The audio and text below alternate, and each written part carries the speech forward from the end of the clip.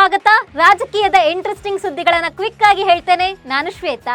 ನೀವು ಸುದ್ದಿ ಅನ್ನದ ಸಬ್ಸ್ಕ್ರೈಬರ್ ಆಗೋದಕ್ಕೆ ಮರಿಬೇಡಿ.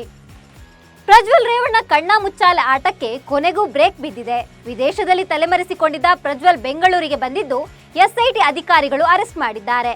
ಮಹಿಳೆಯರ ಮೇಲೆ ದೌರ್ಜನ್ಯ ಎಸಗಿದ್ದ ಆರೋಪ ಹೊತ್ತಿರುವ ಪ್ರಜ್ವಲ್ನನ್ನ ಬಂಧಿಸಿದ್ದು ಮಹಿಳಾ ಪೊಲೀಸ್ ಅಧಿಕಾರಿಗಳು. ಅದು ಯಾಕೆ ಎಂಬ ಬಗ್ಗೆ ಚರ್ಚೆ ಶುರುವಾಗಿದೆ. ಈ ಪ್ರಕರಣದಲ್ಲಿ ಸಾಕಷ್ಟು ಮಹಿಳೆಯರು ದೌರ್ಜನ್ಯಕ್ಕೆ ಒಳಗಾಗಿದ್ದಾರೆ.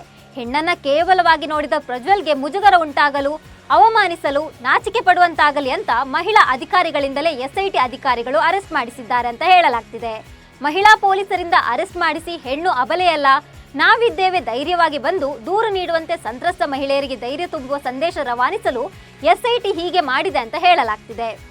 ಹಾಸನ ಪೆನ್ಡ್ರೈವ್ ಪ್ರಕರಣಕ್ಕೆ ಸಂಬಂಧಿಸಿದಂತೆ ಬಂಧನಕ್ಕೆ ಒಳಗಾಗಿರುವ ಪ್ರಜ್ವಲ್ ರೇವಣ್ಣ ಅವರನ್ನ ಎಸ್ಐಟಿ ತಂಡ ಬೌರಿಂಗ್ ಆಸ್ಪತ್ರೆಯಲ್ಲಿ ವೈದ್ಯಕೀಯ ತಪಾಸಣೆಗೆ ಒಳಪಡಿಸಿದೆ. ಈ ಸಂದರ್ಭದಲ್ಲಿ ಪ್ರಾಥಮಿಕವಾಗಿ ದೇಹದ ತೂಕ, ಬಣ್ಣ, ಮಧುಮೇಹ, ಬಿಪಿ, ರಕ್ತದ ಮಾದರಿ ಪರೀಕ್ಷೆಗೆ ಪ್ರಜ್ವಲ್ ರೇವಣ್ಣ ಅವರನ್ನು ಒಳಪಡಿಸಲಾಗಿದೆ. ಇದು ಬಂಧನ ಸಂದರ್ಭದಲ್ಲಿ ನಡೆಯುವ ಸಾಮಾನ್ಯ ಪ್ರಕ್ರಿಯೆಯಾಗಿದೆ. ಮೆಡಿಕಲ್ ಟೆಸ್ಟ್ ಬಳಿಕ ಪ್ರಜ್ವಲ್ನನ್ನ ನ್ಯಾಯಾಧೀಶರ ಮುಂದೆ ಹಾಜರುಪಡಿಸಲಾಗಿದೆ. ಪ್ರಜ್ವಲ್ ಅರೆಸ್ಟ್ ಬೆನ್ನಲ್ಲೇ ಎಸ್ಐಟಿ ಅಧಿಕಾರಿಗಳು ಭವಾನಿ ರೇವಣ್ಣಗೂ ಬಿಗ್ ಶಾಕ್ ಕೊಟ್ಟಿದ್ದಾರೆ. ಮಹಿಳೆಯರ ಕಿಡ್ನಾಪ್ ಕೇಸ್ ಸಂಬಂಧ ನಾಳೆ ಭವಾನಿ ರೇವಣ್ಣ ಅವರನ್ನ ವಿಚಾರಣೆ ನಡೆಸಲು ಎಸ್ಐಟಿ ತೀರ್ಮಾನಿಸಿದೆ. ಈ ಹಿನ್ನೆಲೆಯಲ್ಲಿ ಭವಾನಿ ರೇವಣ್ಣಗೆ ಮತ್ತೊಂದು ನೋಟಿಸ್ ಜಾರಿ ಮಾಡಲಾಗಿದೆ. ಕಳೆದ ಕೆಲವು ದಿನಗಳ ಹಿಂದೆ ಎಸ್ಐಟಿಗೆ ಪತ್ರ ಬರೆದಿದ್ದ ಭವಾನಿ ರೇವಣ್ಣ ಅವಶ್ಯವಿದ್ರೆ ತನಿಖೆಗೆ ಚೆನ್ನಾಂಬಿಕಾ ಮನೆಯಲ್ಲಿ ಲಭ್ಯವಿರೋದಾಗಿ ತಿಳಿಸಿದ್ರು. ಆದ್ರೆ ಈಗ ಭವಾನಿ ರೇವಣ್ಣ ಅವರು ಎಲ್ಲಿದ್ದಾರೆ ಅನ್ನೋ ಮಾಹಿತಿ ಲಭ್ಯವಾಗಿಲ್ಲ. ಅತ್ತ ಹಾಸನದಲ್ಲೂ ಇಲ್ಲ, ಇತ್ತ ಮೈಸೂರಲ್ಲೂ ಇಲ್ಲ. ಭವಾನಿ ರೇವಣ್ಣ ಅವರ ತವರು ಮನೆ ಮೈಸೂರು ಜಿಲ್ಲೆ KR ನಗರದ ಸಾಲಿಗ್ರಾಮದಲ್ಲಿದೆ. ಇದೀಗ ಈ ಮನೆಗೂ ಬೀಗ ಹಾಕಲಾಗಿದೆ. ಭವಾನಿ ರೇವಣ್ಣ ಅವರು ಬಂಧನದ ಭೀತಿಯಿಂದ ಅಜ್ಞಾತ ಸ್ಥಳಕ್ಕೆ ತೆರಳಿದ್ದಾರೆ ಅಂತ ಹೇಳಲಾಗ್ತಿದೆ. ಇತ್ತ HD ರೇವಣ್ಣ ಕುಟುಂಬಕ್ಕೆ ಸಾಲು ಸಾಲು ಸಂಕಷ್ಟ ಎದುರಾಗಿದೆ. ಸತತವಾಗಿ ಕಾನೂನು ಹೋರಾಟ ನಡೆಸ್ತಾ ಇದ್ದಾರೆ. ಆದ್ರೆ ಇತ್ತ HD ಕುಮಾರಸ್ವಾಮಿ ಕುಟುಂಬ ರಿಲ್ಯಾಕ್ಸ್ ಮೂಡ್ ನಲ್ಲಿದೆ. ಮಾಜಿ ಸಿಎಂ HD ಕುಮಾರಸ್ವಾಮಿ ಅವರ ಕುಟುಂಬ ಸಮೇತರಾಗಿ ರೆಸಾರ್ಟ್ಗೆ ತೆರಳಿದ್ದಾರೆ.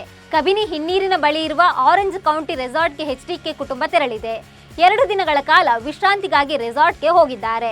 ಪತ್ನಿ, ಪುತ್ರ, ಸೊಸೆ, ಮೊಮ್ಮಗನ ಜೊತೆ ರೆಸ್ಟ್ಗೆ ಹೋಗಿದ್ದು ನಾಳೆ ಅಥವಾ ನಾಡಿದ್ದು ವಾಪಸ್ ಬರೋ ಸಾಧ್ಯತೆ ಇದೆ ಅಂತ ಹೇಳಲಾಗ್ತಿದೆ. 75 ದಿನಗಳ ಸುದೀರ್ಘ ಲೋಕಸಭಾ ಚುನಾವಣಾ ಪ್ರಚಾರ ನಿನ್ನೆಗೆ ಮುಕ್ತಾಯಗೊಂಡಿದೆ. ಬೃಹತ್ ರ್ಯಾಲಿಗಳು, ಚುನಾವಣಾ ಸಭೆಗಳು ಮತ್ತು ರೋಡ್ ಶೋಗಳಿಗೆ ತೆರೆ ಬಿದ್ದಿದೆ. ಕಳೆದ ಮಾರ್ಚ್ನಿಂದ ನಡೆಯುತ್ತಿದ್ದ ಪ್ರಚಾರದಲ್ಲಿ ಮತದಾರರನ್ನ ಸೆಳೆಯಲು ಎಲ್ಲಾ ಪಕ್ಷದ ಪ್ರಮುಖರು ಸಾಕಷ್ಟು ಪ್ರಯತ್ನ ನಡೆಸಿದ್ರು.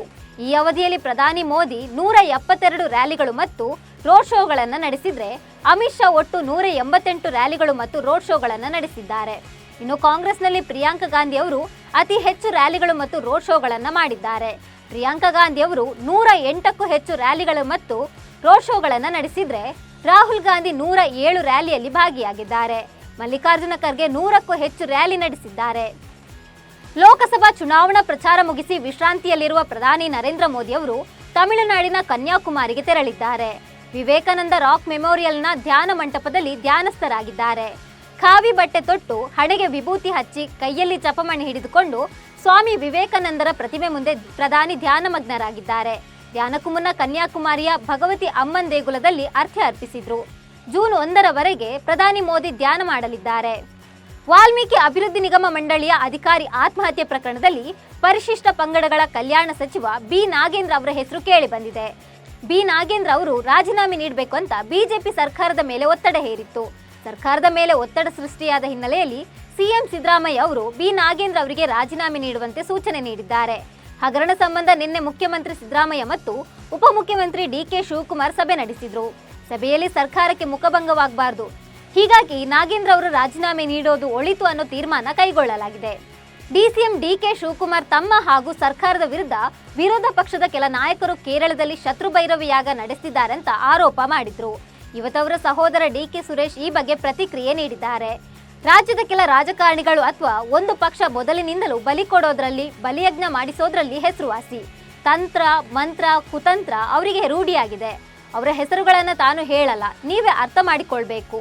DK ಶಿವಕುಮಾರ್ ಅವರಿಗೆ ಇಂಥ ವಿದ್ಯಮಾನ ಹೊಸದೇನೂ ಅಲ್ಲ, ಹಿಂದೆ ನಡೆದಿದ್ದರ ಮುಂದುವರಿದ ಭಾಗ ಅಂತ DK ಸುರೇಶ್ ಹೇಳಿದ್ದಾರೆ. ಬೆಳ್ತಂಗಡಿ ಶಾಸಕ ಹರೀಶ್ ಪೂಂಜಾ ಅವರನ್ನ ಕೋರ್ಟ್ ತೀವ್ರ ತರಾಟೆಗೆ ತೆಗೆದುಕೊಂಡಿದೆ.